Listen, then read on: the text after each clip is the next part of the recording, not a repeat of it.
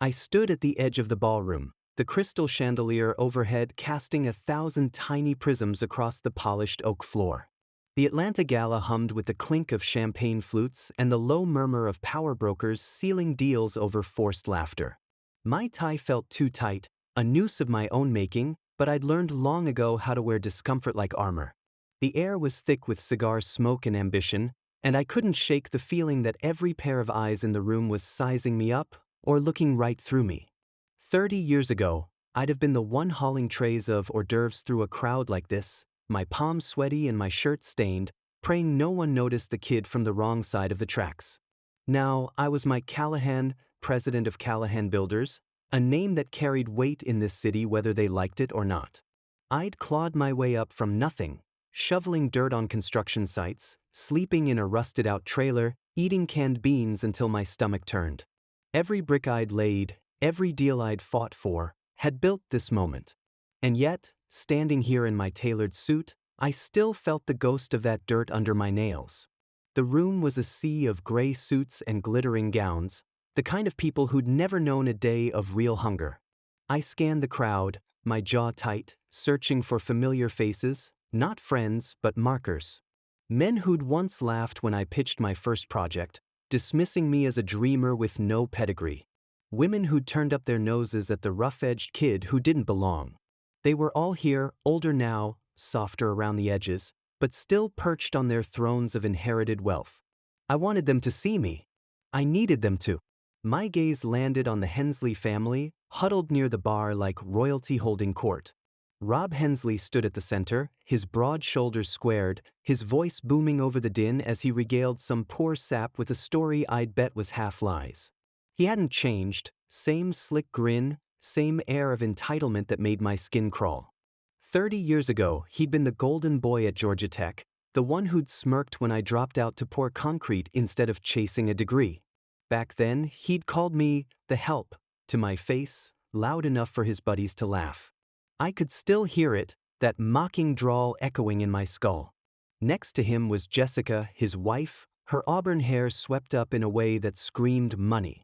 She was nodding along to his tale, her smile tight, her eyes darting like she was waiting for an escape. I didn't know her well, never had, but there was something in her posture that felt rehearsed, brittle. Their daughter, Sarah, wasn't with them tonight. Probably off at some Ivy League school, another Hensley poised to inherit the world I'd had to build from scratch. I took a sip of my bourbon, the burn steadying me. The ice clinked against the glass, and I let the sound anchor me to the present. This wasn't about nostalgia. This was about power, mine, theirs, and the collision that had been brewing since the day I swore I'd never bow to men like Rob Hensley again. Callahan Builders wasn't just a company, it was my weapon, forged in every late night and broken promise. We'd gone from a one-man operation to a firm that shaped Atlanta's skyline, and I'd done it without their handshakes or their handouts. Mike Callahan, as I live and breathe, a voice cut through the haze, smooth and sharp like a razor wrapped in silk. I turned, and there he was, Rob Hensley, striding toward me with that same damn smirk. Up close, the years showed, crow's feet etched around his eyes, a slight sag to his jaw. But the arrogance? That was timeless. Rob, I said, keeping my tone flat, my grip on the glass steady. I wouldn't give him the satisfaction of a flinch. Didn't think you'd show your face at a thing like this? He went on, loud enough to draw a few glances. Thought you'd be too busy hammering nails or whatever it is you do. A chuckle rumbled from his chest, and I saw it, the flicker of disdain, the same one he'd flashed all those years ago. My pulse kicked up, a slow simmer starting in my gut.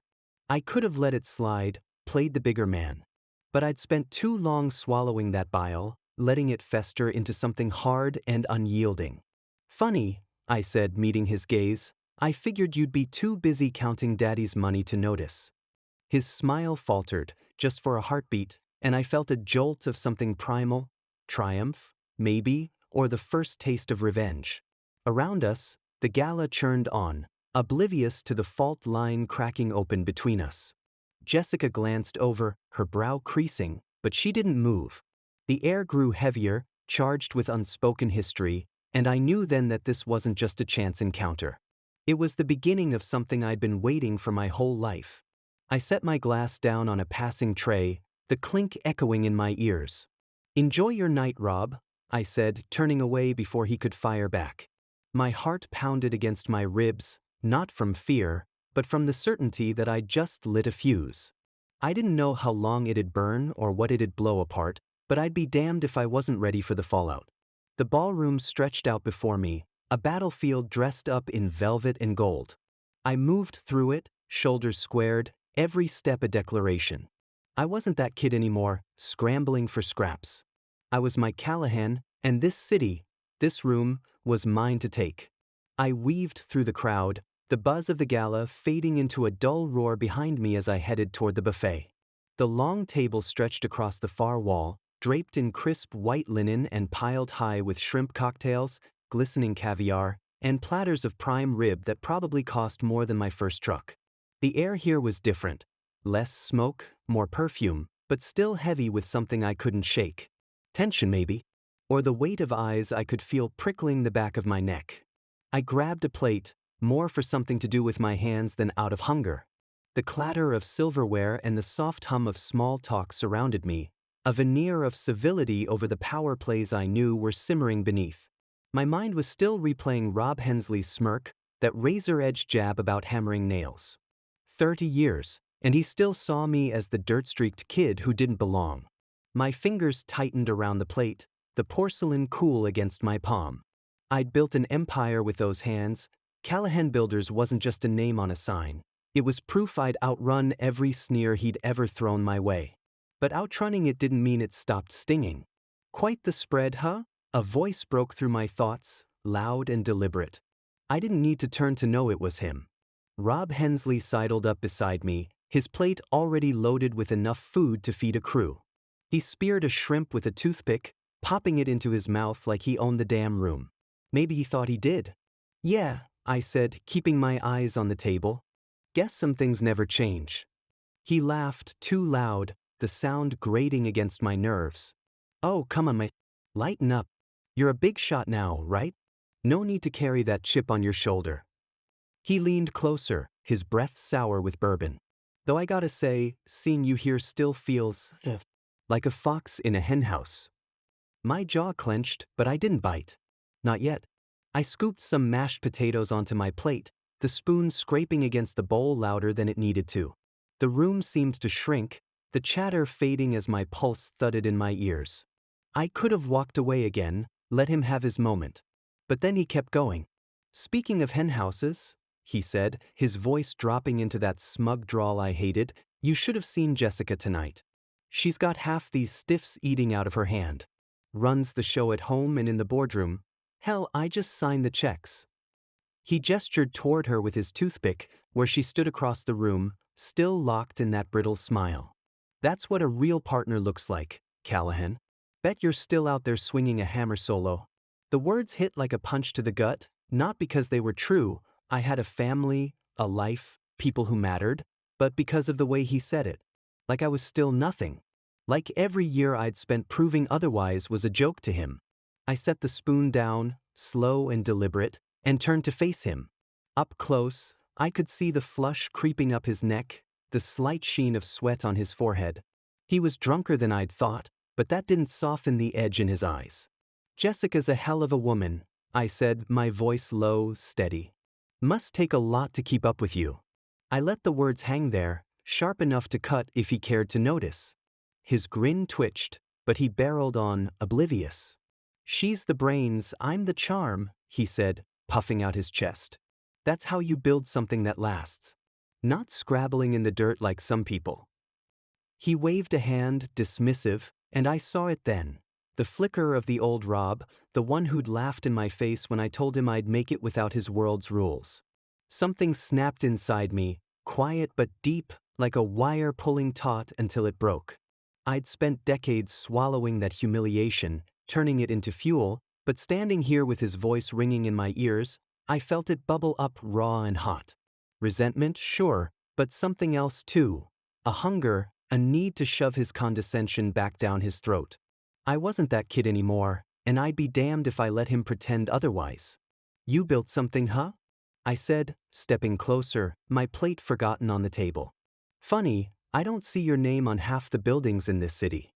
Callahan Builders, though, those signs are everywhere. Maybe you've seen him on your way to cashing those checks. His face changed then, the smirk slipping into something harder. The crowd around us didn't notice, too busy with their own games, but I felt the shift, like the air before a storm. Watch yourself, Mike, he said, his tone dropping low. You're out of your league here. Am I? I shot back, holding his gaze. Because from where I'm standing, you're the one who's been coasting. 30 years, Rob, and you're still riding Daddy's coattails. I started with nothing and built everything. So tell me, who's out of whose league? For a second he didn't move, didn't speak. Then his eyes narrowed and I saw it, the flicker of doubt, the crack in that golden boy armor. He opened his mouth, probably to fire back, but Jessica's voice cut through the tension like a blade. Rob, they're starting the toast, she called, her tone clipped, her eyes flicking between us. She didn't come closer, but her presence was enough to pull him back. He straightened, smoothing his jacket, and shot me a look that promised this wasn't over. Enjoy your potatoes, Callahan, he said, turning away with a forced chuckle. Don't choke on 'em. I watched him go, my heart hammering against my ribs, the plate in my hand trembling just enough to notice. The buffet stretched out beside me, a mockery of excess, but all I could see was the line I'd just crossed. I'd wanted him to feel it, to know I wasn't the nobody he remembered, and I'd gotten my shot. But as the adrenaline ebbed, a colder truth settled in. This wasn't just about proving a point. It was personal, and it was only beginning. The gala droned on, the clink of glasses and the hum of laughter a distant echo. I set the plate down, appetite gone, and glanced across the room. Jessica was whispering something to Rob, her hand on his arm, but his eyes were still on me, dark and unreadable. I didn't look away. Whatever came next, I was ready for it, because I'd waited 30 years for this fight, and I wasn't backing down now. The air in the Hensley Investments boardroom felt like it was pressing down on me, thick with the scent of polished mahogany and stale coffee. The long table stretched out ahead, its surface gleaming under the harsh fluorescent lights, reflecting the faces of men and women who'd never known a day of doubt, or a night wondering where their next meal came from. I stood at the far end, my hands clasped behind my back, my suit crisp but nowhere near as expensive as the tailored jackets around me. The weight of their stares was familiar, a silent judgment I'd faced 100 times before, but today it carried an edge I couldn't ignore. Rob Hensley sat at the head of the table, his chair angled back like a king on his throne, that same smirk tugging at his lips. He'd called this meeting some vague pitch about a joint venture, but I knew better. This wasn't about business. It was about him putting me in my place after last night's gala, where I dared to shove his condescension back in his face. The memory of his faltering grin fueled me, but the knot in my gut told me he wasn't here to lose again. Mike Callahan, he drawled, letting my name hang in the air like a punchline. Good of you to join us. Figured you'd be too busy breaking ground on some strip mall to sit with the big boys. A ripple of chuckles ran through the room, and I caught the glint of amusement in the eyes of the suits flanking him. My chest tightened, but I kept my face steady, my voice level. Callahan Builders doesn't do strip malls, Rob, I said, stepping closer to the table. We reshape skylines. You'd know that if you ever looked out your window. I slid a folder across the polished wood, projections for our latest downtown project, numbers that'd make any investor's mouth water. It stopped just short of his coffee mug, and I saw his jaw tick as he glanced at it. He didn't open it. Instead, he leaned forward, elbows on the table, fingers steepled. Reshaping skylines, he echoed, his tone dripping with mockery. That's a fancy way of saying you're still playing in the dirt, isn't it? I mean, let's be real, your little outfit's impressive for what it is, but this. He tapped the folder with a knuckle, pushing it back an inch. This isn't our league, Mike. Hensley Investments moves money, not mud. The room went quiet, the air taut as a drawn bowstring. I could feel the heat creeping up my neck, the old humiliation clawing its way back. The kid in patched jeans laughed out of every room like this one. But I wasn't that kid anymore. I'd built something real, something they couldn't dismiss, no matter how hard Rob tried to paint me as a grunt with delusions. My hands flexed behind me, itching to grab that folder and shove it down his throat, but I forced them still. Money moves because of what I build, I said, my voice cutting through the silence. You sit up here in your glass tower, Rob, but it's my concrete holding it up. Call it mud if you want, Atlanta's standing on it. A murmur rippled through the room, a few heads nodding despite themselves. I saw it in their eyes, a flicker of respect, maybe, or at least curiosity. But Rob's grin only widened, sharp and predatory, like he'd been waiting for me to bite. Poetic, he said, clapping his hands once, the sound echoing off the walls. But poetry doesn't pay the bills, does it? Tell you what, Mike, why don't you stick to your hammers and let us handle the real deals? We'll toss you a bone when we need a parking lot paved. The laughter came louder this time, a chorus of sycophants feeding off his cue. My pulse hammered in my ears, and for a split second, I saw myself lunging across that table, wiping that smirk off his face with my fist. But then the door swung open, and Jessica Hensley stepped in, her heels clicking against the hardwood like a metronome cutting through the noise. Rob, she said, her voice tight, her eyes darting to me before settling on him. We need to talk. Now. She stood there, rigid, her hands clasped in front of her so tightly her knuckles blanched. The room stilled, the laughter dying as every head turned to her. Even Rob faltered, his bravado slipping for a heartbeat. Jess, we're in the middle of something, he said, waving a hand dismissively, but there was a crack in his tone, something unsteady. She didn't move, didn't soften.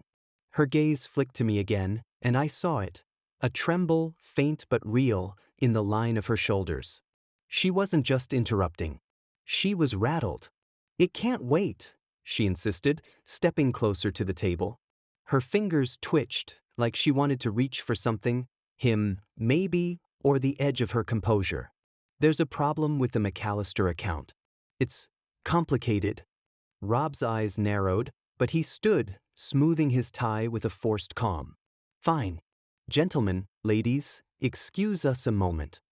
He shot me a look as he passed, a promise of more to come, but I barely registered it. My focus was on Jessica, the way she avoided my stare, the way her breath hitched as she followed him out. The door clicked shut behind them, and the room erupted into hushed whispers. I stayed where I was, the folder still sitting untouched, my mind racing. What the hell was that? Jessica Hensley didn't tremble, not the woman I'd seen holding court at the gala, all poise and steel. Something was wrong, something big enough to shake her, and I'd bet my last dollar it wasn't just a business blunder. I sank into a chair as the others filed out, their murmurs trailing behind them. Alone, the boardroom felt cavernous, the silence pressing against my ribs. I'd come here to prove a point, to show Rob I wasn't the nobody he remembered, but now the game felt bigger, murkier. My triumph from last night, that sharp taste of pushing back, was souring into something else. That may be, or the gnawing sense that I'd stepped into a fight I didn't fully understand. I wanted to beat him, to grind his smug face into the dirt he mocked me for. That hunger had kept me awake nights, plotting every move, every deal that had brought me here. But sitting in that empty room, replaying Jessica's tremor, I felt the first crack in my resolve. What if this wasn't just about me and Rob? What if there was more at stake, more to lose, than I'd bargained for? The folder stared back at me, a silent challenge. I'd built Callahan Builders on grit and guts, but this was different. This was personal, a vendetta I'd nursed for 30 years, and it was pulling me into waters I couldn't chart. I leaned back, the leather creaking under me, and let out a slow breath. Whatever Jessica's problem was, it had complicated things, maybe derailed them. And yet, a part of me, the part that had never stopped clawing its way up, whispered that this was my chance. I just didn't know what it had cost me yet. The boardroom felt colder now, the silence heavier than it had any right to be. I slumped in the leather chair, the folder with my projections still sitting on the table like a dare I wasn't sure I wanted to take. My fingers drummed against the armrest, a restless rhythm that matched the churn in my gut. Jessica's interruption had thrown me, her trembling hands, that clipped urgency in her voice. It wasn't just a business hiccup, I could feel it in my bones. Something was unraveling, and I was caught in the middle of it, whether I liked it or not. The door creaked open, and I sat up straight, my pulse kicking up a notch. Jessica slipped back in alone, her heels clicking softer now, like she was trying not to disturb the tension still hanging in the air. She didn't look at me right away, just crossed to the table, her hands smoothing the front of her skirt with a precision that felt forced. Her auburn hair was still perfect, but there was a tightness around her eyes, a shadow that hadn't been there at the gala. "Mike," she said finally, her voice low, almost tentative. She met my gaze, and I saw it again, that flicker of something unsteady, like she was standing on the edge of a cliff. "I owe you an apology." I blinked, caught off guard. "For what?" She hesitated, her fingers twitching toward the table before she clasped them together again. "The McAllister account. There was a mistake. A big one. Rob pushed for a deal that went south. Bad projections, worse timing. It's cost us a lot, and it's cost you too. Callahan Builders was tied into it, peripherally, but enough to take a hit." Her words landed like a punch I hadn't seen coming. I leaned forward, my hands gripping the arms of the chair. "Wait a damn minute. You're telling me Hensley Investments dragged my company into a mess without me knowing? How the hell does that happen?" "It's complicated," she said, her voice tightening. "Rob didn't loop you in. He didn't think he needed to. It was supposed to be a quick flip, a favor to a client. But the numbers were off, and now," she trailed off, her eyes dropping to the table, and I saw the weight of it settle on her shoulders. Guilt maybe, or shame. I should have caught it sooner. "I'm sorry." The room seemed to shrink, the walls pressing in as my mind raced. Callahan Builders wasn't some pawn in their game. I'd fought too hard to let it get tangled up in Rob Hensley's reckless bullshit. My chest burned, a mix of anger and disbelief, but underneath it, something else stirred. Triumph, sharp and unexpected. Here she was, Jessica Hensley, the poised half of their perfect duo, standing in front of me with her head bowed, admitting they'd screwed up. After all the years of Rob's smirks and jabs, this felt like a crack in their armor I could pry open. I stood, the chair scraping against the floor, and paced to the window. The Atlanta skyline stretched out below, a jagged line of steel and glass I'd helped shape. My reflection stared back at me, hard lines, graying temples, a man who'd built something from nothing. I turned back to her, my voice steady despite the storm brewing inside me. "How bad is it?" She swallowed, her throat working. "Bad enough. We're covering most of the loss, but your margins on the downtown project, they'll shrink. Not enough to sink you, but enough to feel it.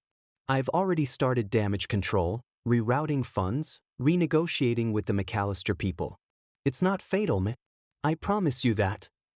"Not fatal," I echoed, a bitter laugh slipping out. "That's a hell of a promise, Jessica. You think I'm here to take scraps from your table? I'm not some charity case you can toss a bandage on and call it even." Her eyes flashed, a spark of the steel I'd seen before. "That's not what this is. I'm trying to fix it, because it's my responsibility too. Rob's too proud to admit he's wrong, but I'm not. You deserve better than this." I stopped pacing, staring at her. There it was, another fracture, this one between her and Rob. The golden couple wasn't so golden after all, and I couldn't help the surge of satisfaction that came with it. But it was tangled up with something uglier, a resentment that had been festering since the day I met him. He'd underestimated me again, gambled with my company like it was pocket change, and now his wife was here cleaning up his mess. Part of me wanted to revel in it, let them twist in the wind, but another part, the part that had kept me sane through the lean years, whispered a warning. This wasn't just a win. It was a crossroads. "Why tell me this?" I asked, stepping closer, my voice dropping. "Why not let Rob spin it, bury it under more of his charm?" She looked away, her jaw tightening. "Because I'm tired of the lies. Tired of pretending everything's fine when it's not. And because you," she stopped, her breath catching, then forced herself to meet my eyes again. "You've earned your place here, Mike. I've seen what you've built. It's real. It matters. I won't let him undo that just to save face." Her words hit harder than I expected, stirring something I didn't want to name. Respect, maybe, or a flicker of doubt about the path I was on. I'd come into this room ready to shove Rob's arrogance back at him, to prove I was more than the dirt he mocked me for.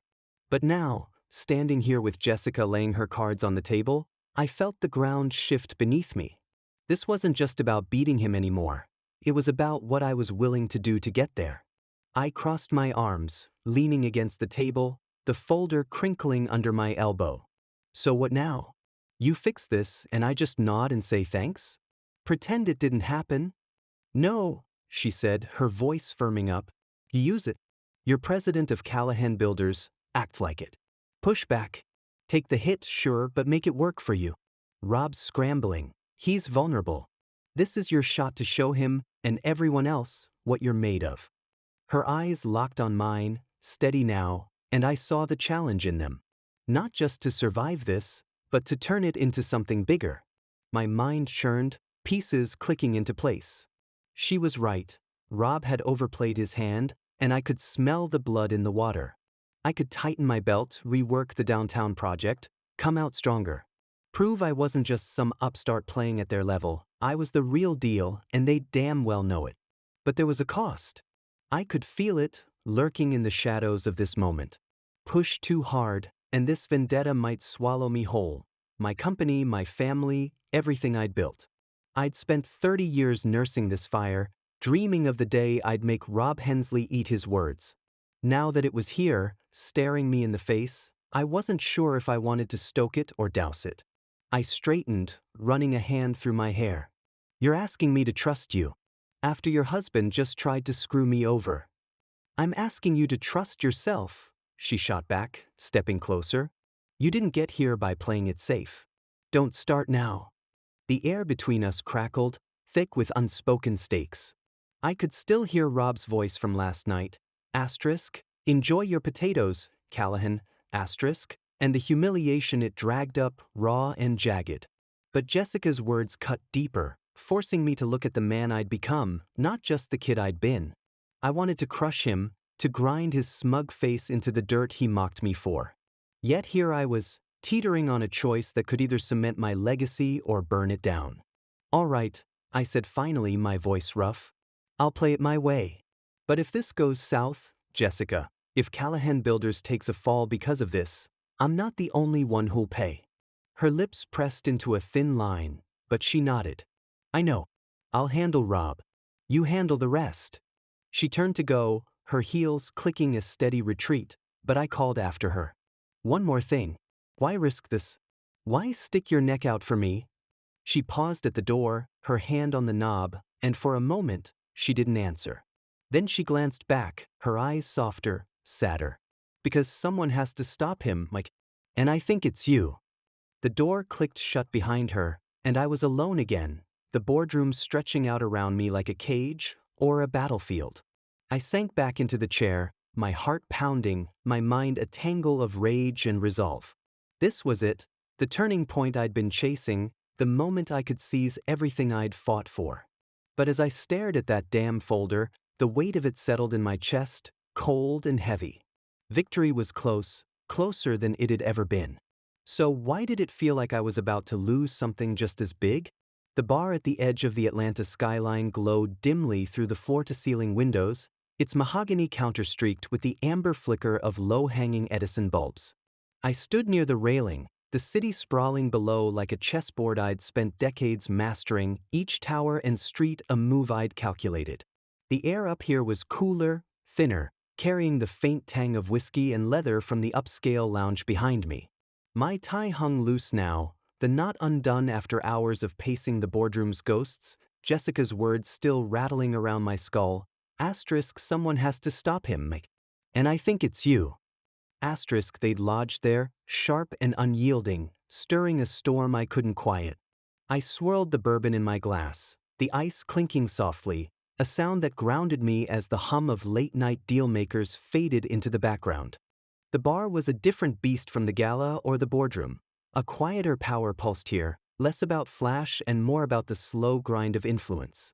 Men in rumpled suits leaned over tables, their voices low, their eyes sharp. Women in sleek dresses sipped martinis, their laughter cutting through the haze like a blade. I belonged here now, whether they admitted it or not, but the weight of that truth pressed against my ribs, heavy with 30 years of hunger and hurt. Footsteps approached, deliberate but uneven, and I didn't need to turn to know who it was. Rob Hensley's shadow fell across the railing before he spoke, his broad frame swaying just enough to betray the liquor in his system. Well, well, he said, his voice rougher than usual, stripped of its usual polish. The man of the hour, brooding over his kingdom. I kept my eyes on the city, letting the silence stretch, my grip tightening on the glass. His presence felt like a bruise I couldn't ignore, every word, every smirk from the past 3 decades flaring up fresh. "What do you want, Rob?" I said finally, my tone flat, though the simmer in my gut was anything but. He stepped closer, leaning against the railing beside me, too close for comfort.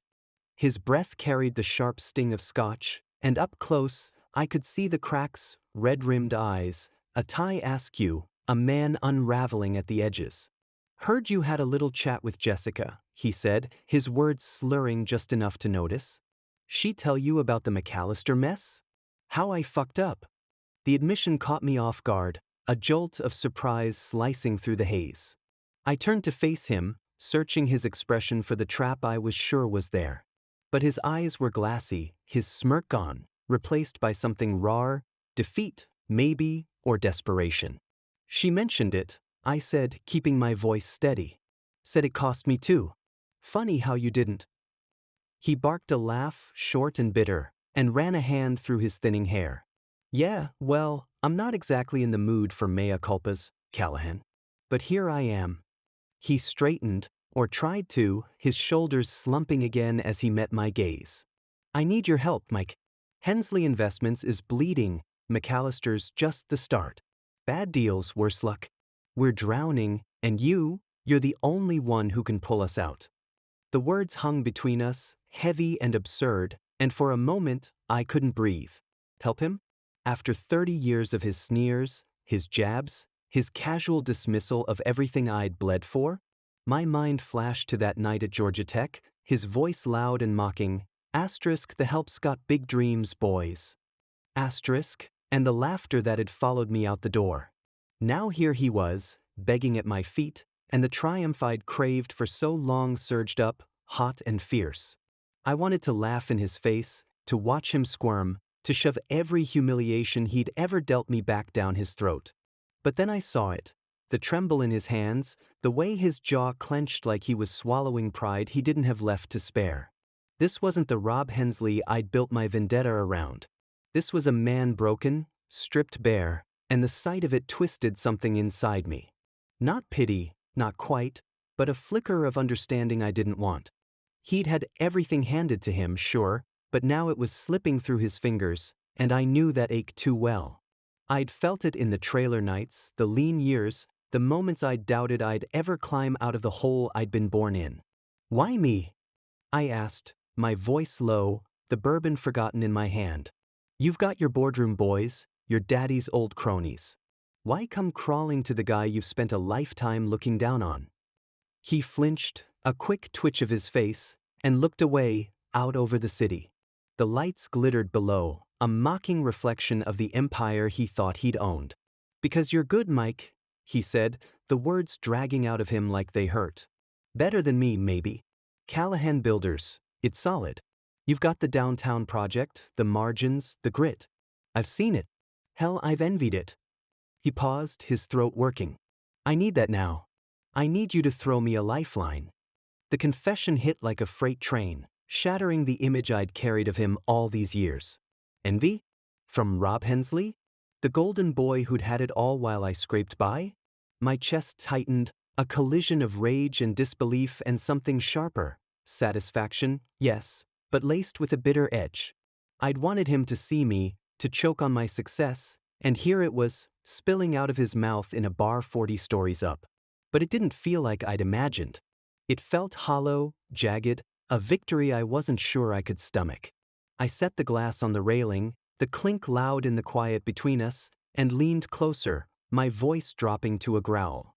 "You think I'm gonna bail you out?" After everything? You mocked me, Rob, called me the help, laughed me out of rooms like this one. Now you're drowning, and I'm supposed to be your savior. His eyes snapped back to mine, a spark of the old fire flaring up. I was an asshole, all right? I get it. But this isn't about me.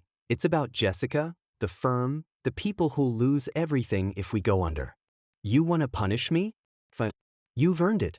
But don't let it sink them too. There was the hook. Jessica's face flashed in my mind, her trembling hands, her quiet plea to stop him. She'd seen this coming, hadn't she?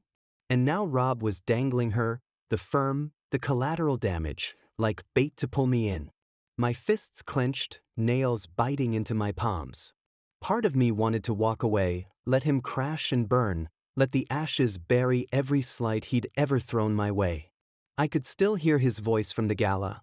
Asterisk thought you'd be too busy hammering nails, asterisk, and the kid in me screamed to make him pay.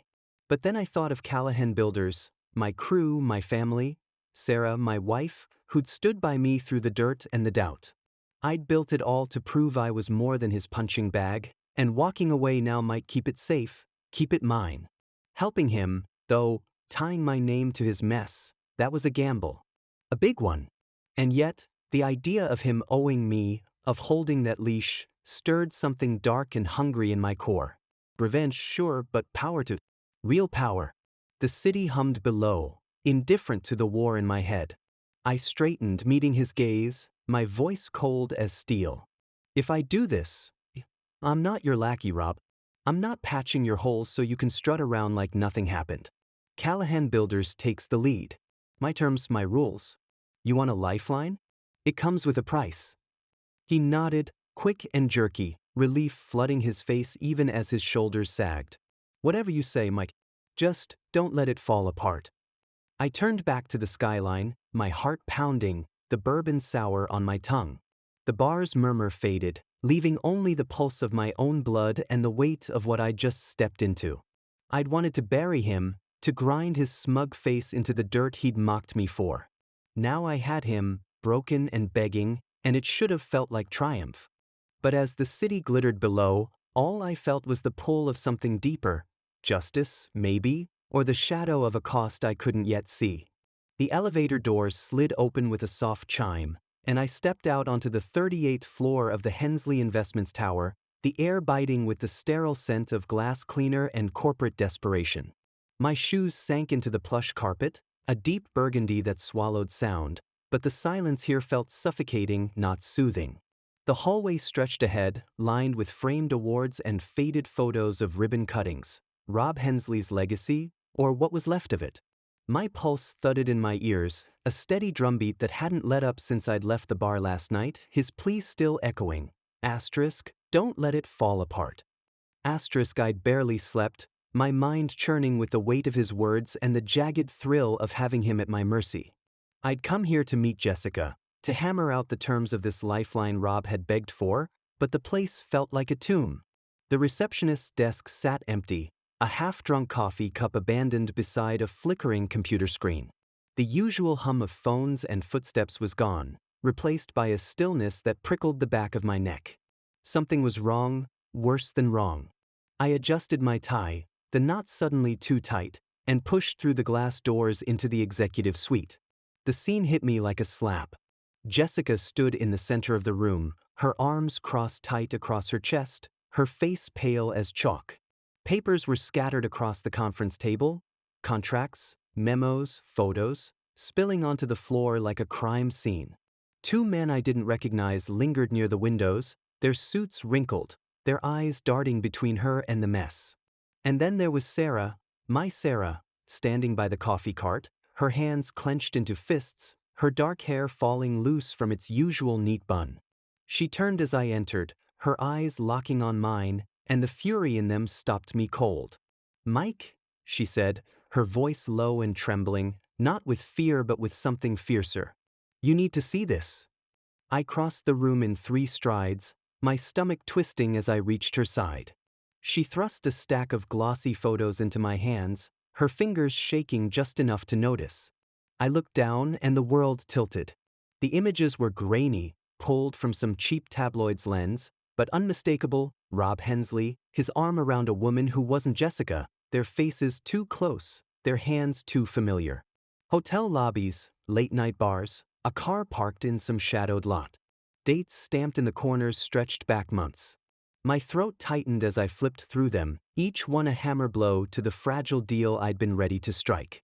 What the hell is this? I muttered, my voice rough, though I already knew. I glanced up at Jessica, who hadn't moved, her gaze fixed on the table like she could will the chaos away. "It's out," she said, her tone flat, hollow. "The affair. Someone leaked it. Photos, texts, all of it.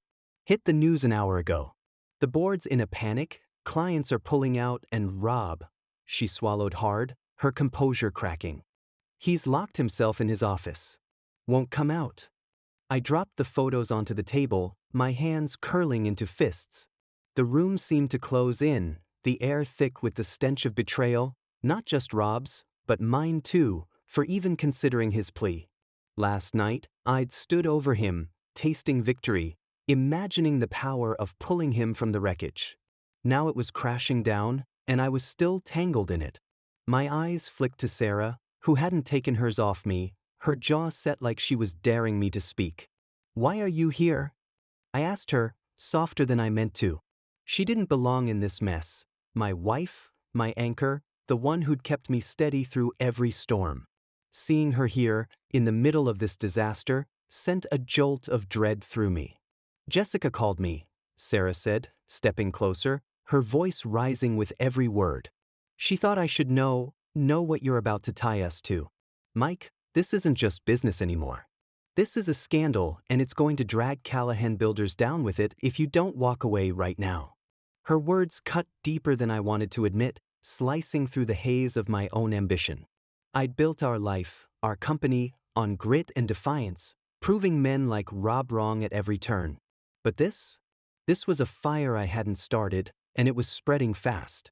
I turned to Jessica, my chest tight with a mix of anger and something close to pity. "You knew about this?" "Not the details," she said, her voice breaking. "Not until this morning. I suspected, God, I suspected, but I didn't think he'd let it blow up like this. He's ruined us, man. Everything we've built, everything I've fought for." She pressed a hand to her mouth, stifling a sound that might have been a sob, and I saw the woman from the boardroom, steady, sharp, crumbling under the weight. The two men by the window shifted uncomfortably, one clearing his throat. "Mr. Callahan," he said, his voice tentative, "we're with legal. The board's convening in an hour. They're talking about ousting Rob, emergency vote. If you're still in on this deal, you need to decide fast." I barely heard him, my mind reeling. Rob's career was imploding, his affair the match that lit the fuse, and I was standing at the edge of the blast zone. Sarah's hand brushed my arm, firm but trembling, pulling me back. "Mike, listen to me," she said, her eyes blazing. "You don't owe them anything. Not after what he's done, to you, to us, to her." She nodded toward Jessica, who looked away, her shoulders hunching. I wanted to agree, to grab Sarah's hand and walk out, leave the Hensleys to their wreckage. I'd spent 30 years clawing my way up, proving I was more than the dirt Rob mocked me for, and last night I'd had him begging, an addict's high I couldn't shake. But now, with the photos splayed out like a confession, that triumph tasted like ash. Helping him meant tying Callahan Builders to a sinking ship, risking everything I'd built. My name, my family, my legacy. Walking away meant letting him fall, watching the man who'd humiliated me finally pay, but it also meant losing the chance to hold that leash, to make him owe me forever. The room pulsed with tension, the walls seeming to lean in as my breath grew shallow. I could hear Rob's voice from decades ago. Asterisk, the help's got big dreams, boys. Asterisk, and the laughter that had branded me. I'd turned that shame into steel, forged it into Callahan Builders, into the man I was now. But this was a choice that could melt it all down. My fists clenched tighter, nails digging into my palms, a sharp sting that kept me grounded. "Mike," Sarah said again, softer now, her hand tightening on my arm. "You've beaten him. You don't need this to prove it." Her words sank in, heavy and true, but they warred with the fire still burning in my chest, the need to see him broken, to stand over him and watch him choke on every word he'd ever sneered. I turned to Jessica, who'd sunk into a chair, her hands covering her face. The legal guys hovered, waiting, their nervous energy a buzz I couldn't tune out. The clock on the wall ticked louder, each second a hammer driving the stakes higher. I took a step back, running a hand through my hair, my voice raw when it finally came. Jessica, I'm sorry he did this, to you, to the firm. But I can't save it. Not now. Callahan Builders stays clean of this mess. I looked at Sarah, her relief palpable, though her eyes still held that fierce edge. We're out. Jessica nodded, slow and mechanical, like she'd expected it. I understand, she whispered, her voice barely audible. I do the same. The legal guys exchanged a glance, one scribbling something on a notepad, but I didn't care. I grabbed Sarah's hand, her grip steadying me as I turned for the door. My heart pounded, a mix of rage and release, the weight of 30 years shifting, not gone, but different. I'd wanted Rob Hensley on his knees, and now he was, but it wasn't my fist that had put him there. It was his own damn choices, and somehow, that stung more than it satisfied. As we stepped into the hall, the glass doors swinging shut behind us, Sarah squeezed my hand. You did the right thing, she said, her voice firm, a lifeline in the chaos. Maybe, I muttered, my gaze fixed ahead, the elevator doors gleaming like an escape. But it doesn't feel like winning. The chime sounded again as we stepped inside, the doors closing on the Hensley Tower, and maybe on the kid I'd been, still chasing that ghost of vengeance. The city waited below, my city, built on my terms. But as the elevator descended, the pressure in my chest didn't ease, and I couldn't shake the sense that this wasn't over, not yet. The elevator doors slid shut behind us, sealing Sarah and me in a humming metal box that felt too small for the storm churning inside me. The descent was slow, each floor ticking by with a faint beep, the numbers glowing red against the panel. My hand gripped Sarah's tighter than I meant to, her warmth the only anchor keeping me from unraveling. The air smelled faintly of ozone and her lavender perfume, a stark contrast to the chaos we just left upstairs. Jessica's pale face, those damning photos, the wreckage of Rob Hensley's world spilling out like blood on the conference table.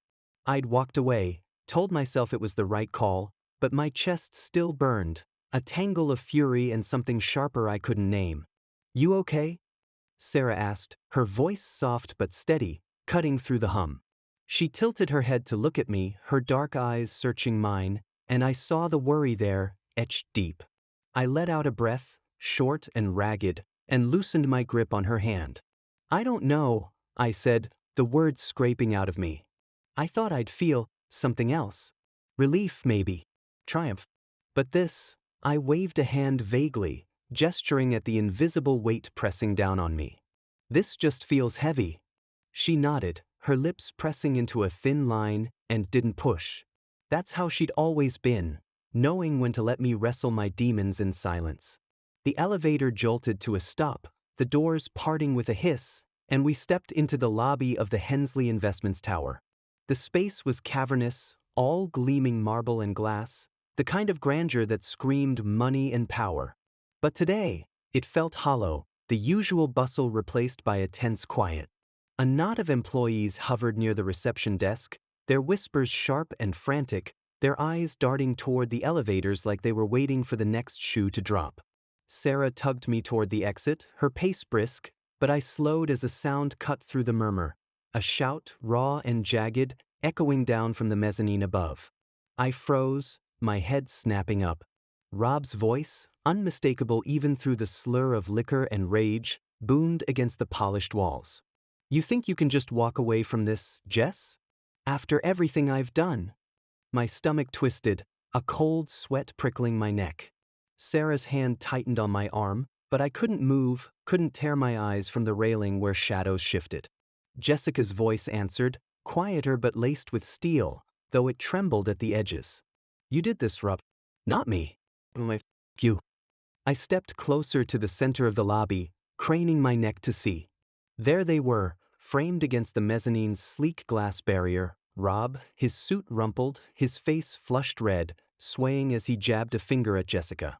She stood rigid, her arms crossed, her auburn hair catching the light like a flickering flame. A small crowd had gathered below, suits and skirts clustered tight, their phones already out, capturing the implosion of the Hensley dynasty in real time. My throat tightened, a mix of dread and a sick fascination rooting me to the spot. "You're a damn liar," Rob spat, his voice cracking as he lurched forward, nearly tripping over his own feet. "You went behind my back, talked to Callahan, fed him your sob story. What, you think he's some saint now? The guy's a nobody, Jess, a grunt who got lucky." The words hit like a fist, reigniting the fire I'd tried to smother upstairs. My jaw clenched, my hands curling into fists at my sides. Sarah hissed my name. "Mike, don't," but I was already moving, drawn toward the escalator that spiraled up to the mezzanine. I didn't know what I'd do when I got there, only that I couldn't let that stand, couldn't let him rewrite me into the dirt one more time. Jessica's voice rose, sharp and unbroken now, cutting through his rant. "He's more than you'll ever be, Rob. He built something real, something you've spent 30 years mocking because you couldn't stand that he did it without you. And now look at us, look at you." I reached the top of the escalator just as Rob staggered closer to her, his face twisting into something ugly, unrecognizable. The mezzanine stretched out before me, a wide platform of glass and steel, the city skyline glinting through the windows beyond, a backdrop to this raw, public unraveling. The air up here was colder, spiked with the sour tang of his sweat and the faint hum of the crowd below. My shoes thudded against the tile, each step heavier than the last, my pulse pounding in my ears. "Mike, stay back," Jessica said, her eyes flicking to me wide with alarm. But I couldn't, not when Rob turned, his glassy gaze locking on me, a sneer curling his lip. "Well, if it isn't the savior himself," he slurred, spreading his arms wide like he was welcoming me to a stage I didn't want. "Come to gloat, Callahan? Watch the golden boy fall." I stopped a few feet away, my fists trembling, every muscle coiled tight. The lobby below buzzed louder, a hive of whispers and clicks, but up here it was just us, me, Rob, Jessica, and 30 years of festering resentment boiling over. "I'm not here to watch anything," I said, my voice low, rough with the effort to keep it steady. "I told you last night, I'm out. You're on your own." He laughed, a harsh, broken sound that echoed off the glass. "Oh, you think you get to just walk away clean? You think this," he gestured wildly at the tower, at Jessica, at the mess he'd made, "doesn't touch you? You're in it, me. You've always been in it."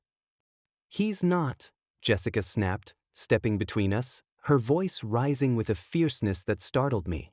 "You dragged him into your mess, Rob, your deals, your lies, your screwing around. He's the one who said no. You should have listened." Rob's face darkened, his hands balling into fists, and for a second, I thought he might swing, at her, at me, at the air itself. My body tensed, ready to step in, but he just stood there, breathing hard, his chest heaving like a trapped animal. "You're both against me," he muttered, his voice dropping to something small, pitiful. "Always have been." The words hung there, fragile and bitter, and I felt the shift, the moment the fight drained out of him. His shoulders slumped, his eyes darting between us, and I saw it. The man I'd hated for decades, stripped bare, not by my hand but by his own. The kid in me, the one who'd taken his jabs and turned them into fuel, wanted to shove him over that railing, let him fall in front of everyone who'd ever kissed his ring.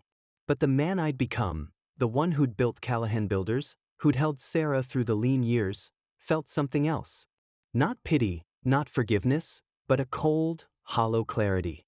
"You're wrong," I said, stepping closer, my voice cutting through the silence. "I was never against you, Rob. I was just trying to live, trying to be something you couldn't see. You're the one who made it a war." His eyes met mine, bloodshot and unsteady, and for the first time, I didn't see the golden boy or the smug bastard who'd laughed me out of rooms. I saw a man drowning, reaching for a lifeline I wouldn't throw.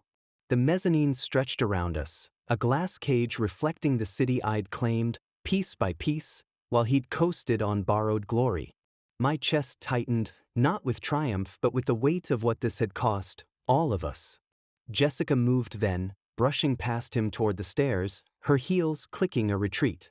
"It's over, Rob," she said, not looking back. "The board's voting you out. You've got nothing left." He didn't follow her, didn't even turn. He just stood there, staring at me, his breath ragged, his empire crumbling in real time. The crowd below was louder now, a swarm of voices and flashing cameras, but I couldn't hear them over the roar in my head. I'd wanted this, dreamed of it. Rob Hensley broken, his world in ashes, my name rising above the rubble. But standing here, face to face with the wreckage, it didn't feel like winning. It felt like an end I hadn't been ready for. Sarah's footsteps sounded behind me, her hand finding mine again, tugging me back. "Come on," she whispered, her voice firm, pulling me from the edge, literal and otherwise. I let her lead me toward the stairs, my legs heavy, my mind a tangle of rage and release. Rob didn't move, didn't speak, just watched me go, a shadow against the glass. The escalator hummed beneath us as we descended, the lobby coming back into focus. Faces, phones, the buzz of a scandal that'd headline every paper by morning.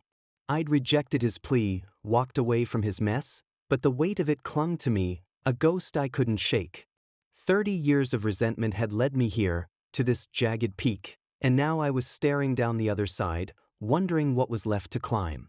Sarah squeezed my hand, her warmth steadying me as we pushed through the glass doors into the Atlanta night. The air hit me hard, cool and sharp, the city lights glinting like a promise or a challenge. I'd beaten him, hadn't I? So why did it feel like I was still fighting? The night air bit at my skin as Sarah and I stepped out of the Hensley Investments Tower, the glass doors hissing shut behind us with a finality that echoed in my chest. Atlanta sprawled before me, its skyline jagged and alive, a tapestry of lights pulsing against the dark. The hum of traffic rolled in from Peachtree Street, horns blaring and tires hissing on wet asphalt. A city that never slowed, never stopped, even as the world I'd known for 30 years crumbled behind me. My breath fogged in the cool February air, and I shoved my hands into my pockets, the weight of the last hour pressing down like a physical thing. Sarah didn't let go of my hand, her fingers laced through mine, steady and warm. She didn't say anything, not yet, just walked beside me, her boots clicking against the sidewalk, her silence a tether pulling me back from the edge. The tower loomed over us, its glass facade reflecting the chaos we'd left behind. Rob's slurred shouts, Jessica's quiet resignation, the buzz of a crowd feeding on their downfall. I'd walked away, cut the cord, but my pulse still hammered, a rhythm of rage and relief I couldn't shake. We turned down a side street, the noise of the city softening as the shadows deepened. My truck sat parked under a flickering street lamp, its dented fender and chipped paint a stark contrast to the sleek sedans lining the block. It was a relic from the early days of Callahan Builders, back when I'd hauled lumber myself, when every dime went into the next job instead of a new ride. I stopped beside it, letting go of Sarah's hand to lean against the hood, the cold metal grounding me as I stared out at nothing. "You sure you're all right?" she asked finally, her voice cutting through the quiet. She leaned beside me, her shoulder brushing mine, her dark hair catching the lamplight. Her eyes were on me, steady and searching, the same eyes that had seen me through every lean year, every fight. I rubbed a hand over my face, the stubble rough against my palm. "I don't know what I am," I admitted, my voice low, raw. "I wanted him to fall, Sarah. Wanted it so bad I could taste it, every smirk, every jab, every time he looked at me like I was nothing. And now he's down, flat on his face, and I trailed off, my throat tightening. I thought it'd feel better than this."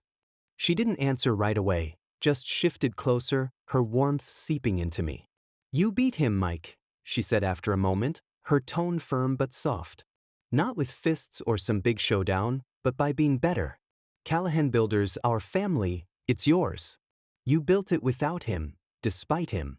That's what matters." Her words sank in, heavy and true, but they didn't fill the hollow space in my chest. I'd spent decades chasing this moment. Rob Hensley broken, his golden world in ashes, my name rising above it all. I'd pictured it 1,000 times, standing over him, the kid from the trailer finally on top. But the reality was messier, uglier. He hadn't just fallen, he'd dragged Jessica, their firm, everything down with him. And me? I'd walked away clean, sure, but the victory tasted like dust, dry and fleeting. The street lamp buzzed overhead, casting jagged shadows across the pavement. I straightened, turning to face her, my hands still buried in my pockets. "You're right," I said, forcing the words out. "I know you are. But it's not just about beating him anymore.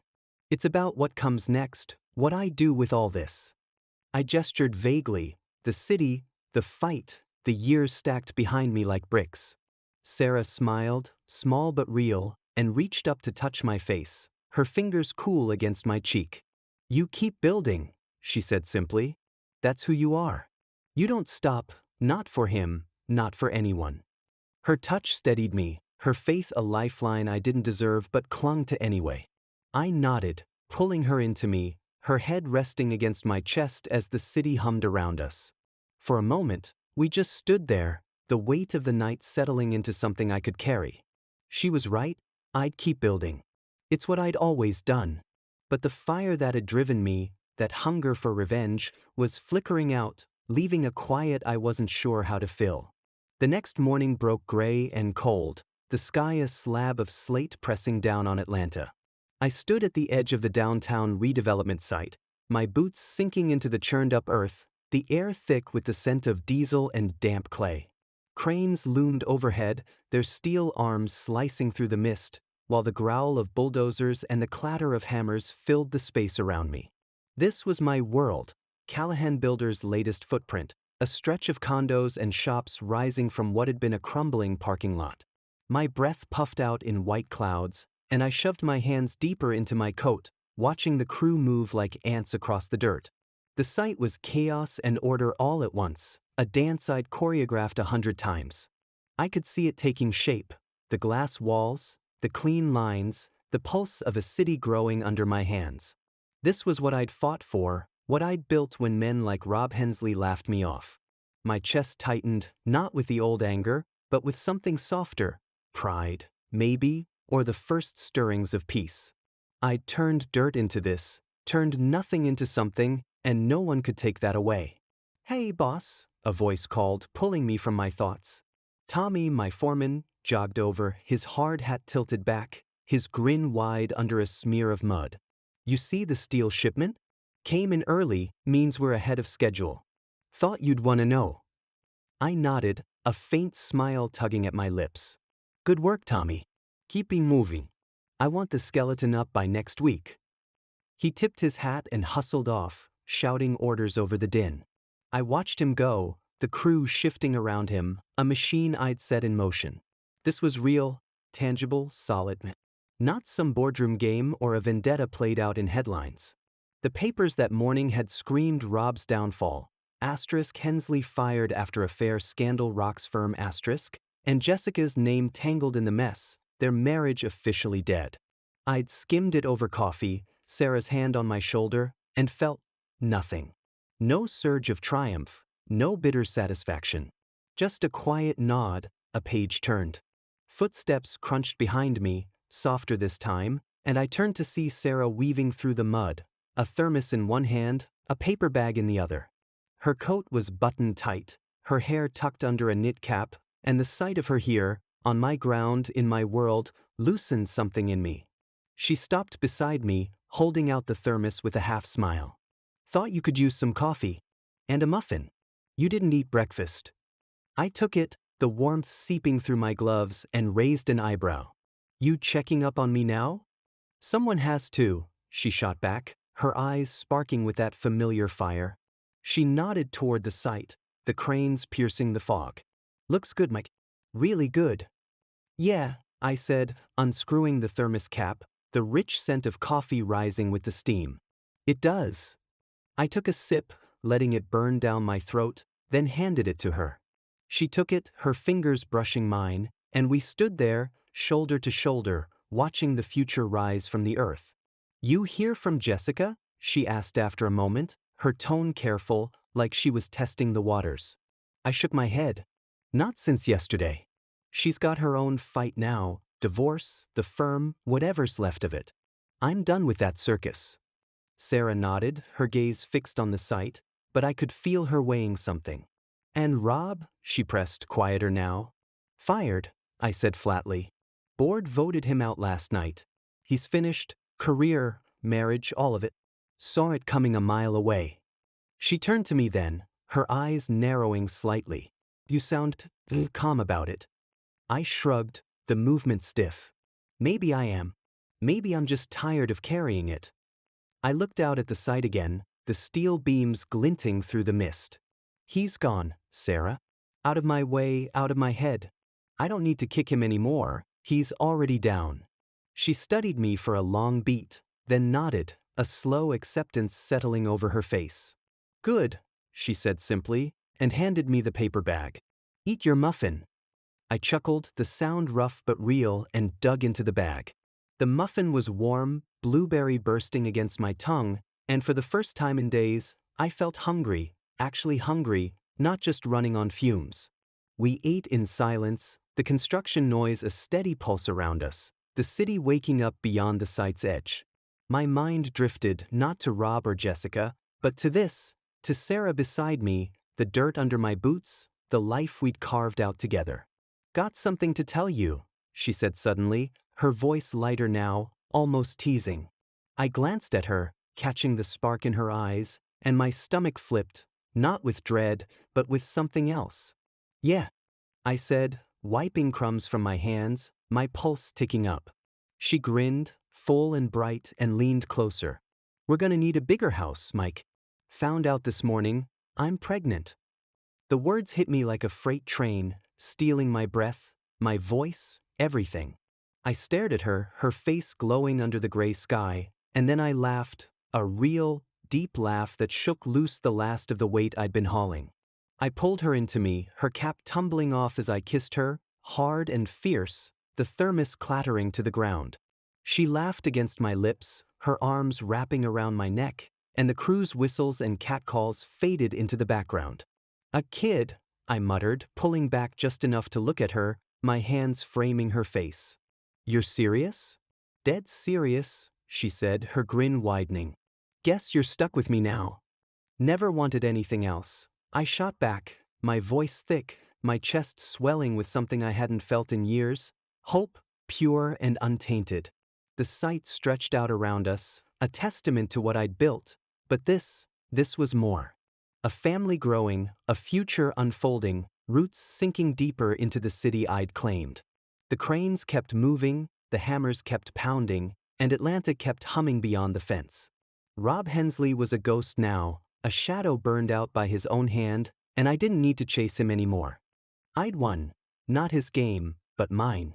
Callahan Builders would rise higher, my name etched in steel and stone, and soon, in the life Sarah and I would bring into this world. I took her hand again, pulling her toward the truck, the mud sucking at our boots.